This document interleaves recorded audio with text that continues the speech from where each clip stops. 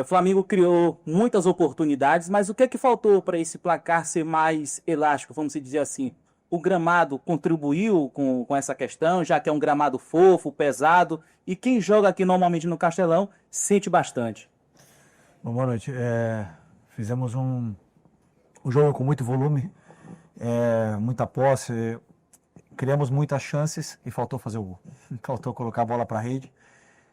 E hoje era um daqueles dias assim que o brilho, né, na frente do goleiro estava apagado. Mas continuar trabalhando, continuar assistindo para poder evoluir nesse aspecto aí que os jogadores sabem, porque eles mesmos são os que mais se cobram e mais ficam doloridos quando erram gols, com uma oportunidade de fazer o que é mais bonito no futebol, que é fazer um gol e comemorar com a torcida. Quando eles não fazem, eu sei que eles ficam sentidos. E hoje todos eles do ataque tiveram chances e no final não, só quem fez foi o menino da base, né? Então, vamos continuar evoluindo nesse aspecto.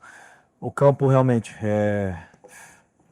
sem palavras, sem condições. Sem condições. Mas prefiro olhar para onde eu controlo, que é a minha equipe, e agora pensar para frente. Felipe, boa noite, parabéns pela vitória. Né?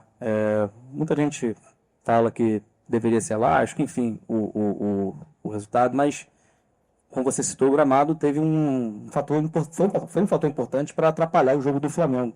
Né? Como pegar esse jogo de hoje e pegar alguma coisa positiva e, sei lá, talvez colocar isso em algo positivo pro decorrer da temporada. Não, hoje temos inúmeras coisas positivas durante o jogo. A estreia como titular do João, não sentiu o jogo, tivemos minutos para jogadores que não vinham jogando tanto, tivemos uma atuação muito sólida, muito importante com esse gramado, conseguiram criar essas relações, conseguiram criar entre eles, faltou um pouco de ataque à profundidade, falei isso com eles, faltou a gente atacar mais o espaço, porque era onde a gente podia criar perigo e um time tão fechado, momentos com uma linha de 5, outra de 4 dentro da própria área, fechado muito por dentro, então realmente os espaços que eles deixavam era mais pelas laterais do campo, e aí tivemos muito boas combinações e principalmente também o controle das transições, e a fase defensiva foi muito sólida, então saiu com muitos aspectos positivos do campo e alguns para corrigir, mas em geral, assim, ver jogadores atuando nesse nível de controle de bola, de domínio, essas relações entre eles nesse gramado, é porque o nível desses jogadores são muito alto. Felipe, boa noite, parabéns pela vitória. Vocês estão no meio de uma sequência de viagens muito difíceis, uma logística muito difícil. Vira São Luís, depois ia Belo Horizonte, em seguida ia Santiago do Esteiro. E no meio desse processo, jogos também difíceis, Botafogo, Cruzeiro, Central Córdoba. E vocês, já nesse primeiro jogo, por mais que tenha uma logística complicada de vir a São Luís, chegar de madrugada, vocês receberam um apoio gigantesco do torcedor daqui do Maranhão, um incentivo desde o aeroporto, ao hotel, a chegada do estádio. E eu queria que você falasse da importância desse apoio do torcedor em meio de uma sequência tão difícil de viagens e de jogos. Foi uma festa linda, linda, linda, do torcedor aqui. Se eu não me engano, foi a primeira vez que eu vim aqui. Eu não, sinceramente, tentei pensar se eu joguei aqui, mas acho que não tinha nunca vindo para cá. E tem muito flamenguista, né? O que me deixou triste foi a nossa logística foi um desastre. Foi um desastre. Chegamos muito tarde, depois a falta de organização com essa parte dos torcedores e a falta de organização para entrar no hotel nos levou quase uma hora para a gente chegar no nosso quarto. Então isso foi um quesito que nós temos que melhorar. Nós não podemos deixar isso acontecer. Mas, por outro lado, ver essa festa linda que o torcedor tem feito pra gente e recebido a gente onde a gente vai, quer dizer que eles estão fechados e encantados com o nível de atuação dos jogadores, eles se sentem representados pelos jogadores e lotam o estádio. Isso é o que me deixa feliz, o que me representa como treinador, e me deixa muito orgulhoso de que exista essa comunhão com o torcedor e a nossa equipe. Boa noite, Felipe. Léo José do Coluna do Fá. O Berto disse em alguns momentos que espera o Jorginho antes do Super Mundial. E aí, como você conversa bastante com o Boto, tratam bastante sobre elenco, e agora o Jorginho ele já vai traçando o futuro dele no Arsenal. Você, Felipe Lins, chegou a falar com o Jorginho ultimamente? Já começa a traçar uma equipe já com o Jorginho? Não sabia dessa notícia. Falo com o Boto todos os dias, nunca me falou nada disso. O Jorginho não é jogador do Flamengo, é do Arsenal e, portanto, não posso falar de jogadores que não pertencem ao Flamengo, né? Mas um grande jogador, um grande respeito por ele e é bom que o Flamengo esteja olhando esse tipo de jogador de alto nível para poder melhorar ainda mais o nosso elenco, mas no momento eu não sei nada. Felipe, boa noite. Thiago Lima aqui do GE. Eu queria que você comentasse um pouquinho sobre o Joshua, o Felipe, que foi seu jogador, né, do Sub-17. O que te chamou a atenção nele? Até para furar a fila do Sub-20, né, de vários jogadores do Sub-20, mas ele veio já para o profissional. E o que te chamou a atenção no período que você treinou ele? Bom, o Joshua era meu camisa 10 no Sub-17. Me emocionei muito, né, como quando ele fez o gol, assim. Eu acho que para um treinador,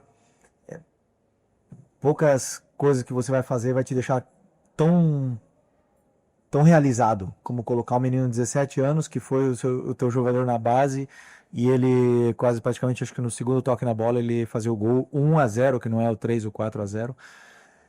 Isso me deixa extremamente feliz, né? O que eu vivi hoje com ele me deixou muito emocionado, realmente muito emocionado.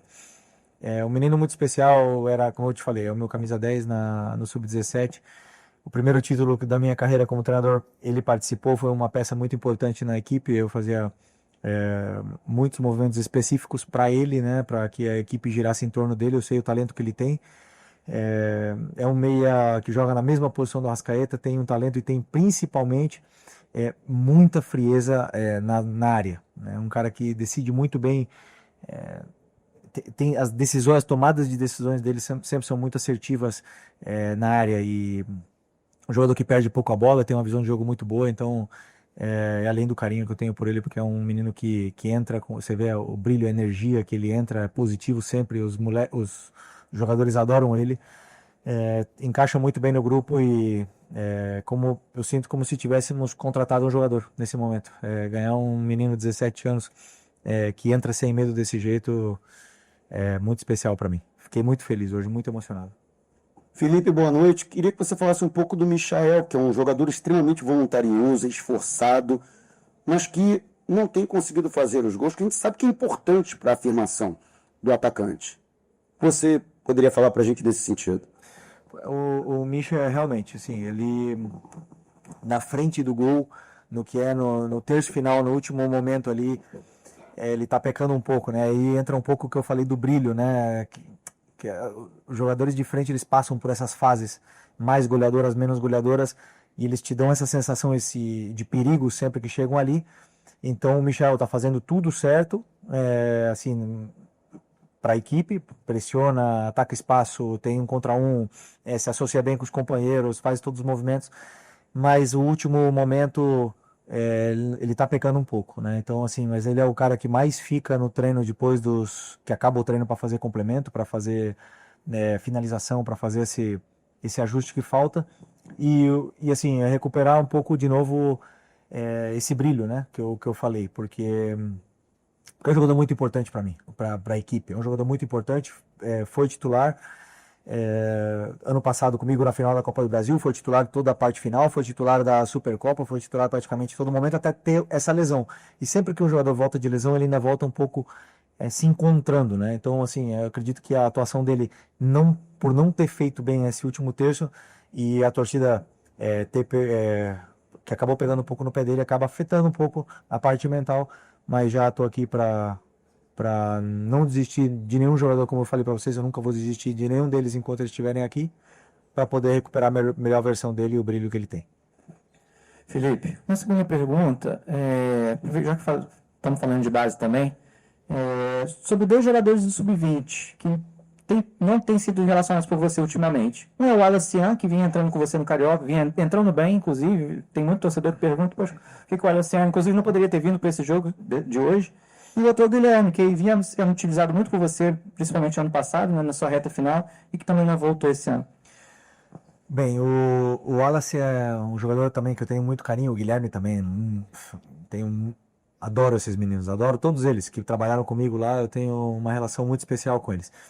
O Wallace, quando eu faço a lista da relação para o jogo, eu penso no jogador que vai jogar, na possível troca.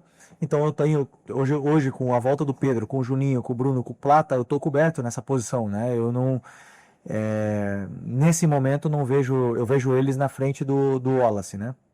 Então o Wallace agora precisa continuar fazendo o que ele estava fazendo, que é fazer gols, é se destacar no sub-20 e chamar na minha porta fazendo dentro do campo. E aí eu sei que eu posso contar com ele, porque é um jogador que tem as características de 9 que eu gosto, né? Então, e aliás tem a relação comigo que é muito boa. O Guilherme também passa por um processo parecido com o do Wallace. Tem outros jogadores, tem o Arrasca, tem o Plata, tem outros jogadores que estão aí.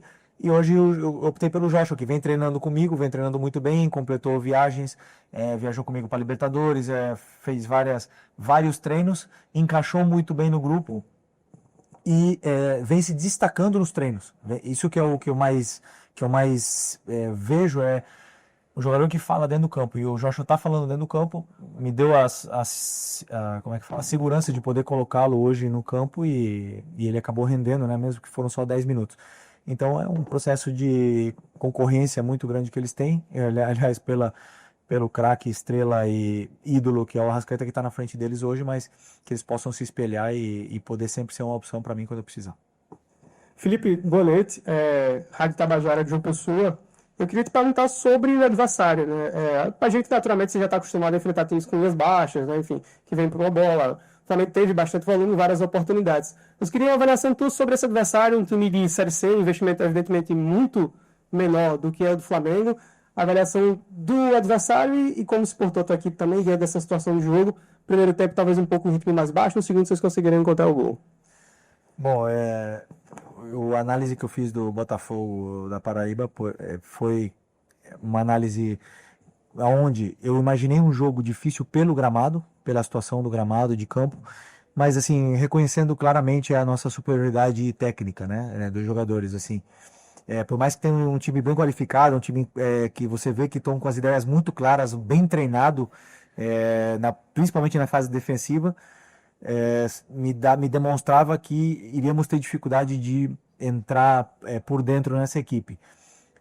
Mas, claro que o campo e a circulação de bola sempre fica um pouco mais lenta nesse aspecto, mas não posso deixar de reconhecer que antes, na análise que eu fiz, eu senti que sim, éramos bem superiores ao time deles. Não sei, sinceramente, o nível da Série C, mas eu acredito que uma equipe tão bem trabalhada na fase defensiva possa sim brigar pelo acesso, porque esse ano jogamos contra algumas equipes do Carioca e muitas delas, ou Volta Redonda, por exemplo, que joga a Série B, essa equipe aqui tem um nível técnico e tático assim parecido ou superior até a essas equipes. Então, essa é a minha análise sobre o Botafogo. Agora conseguimos o resultado que queríamos e temos a volta e na frente, diante do nosso torcedor para poder vencer.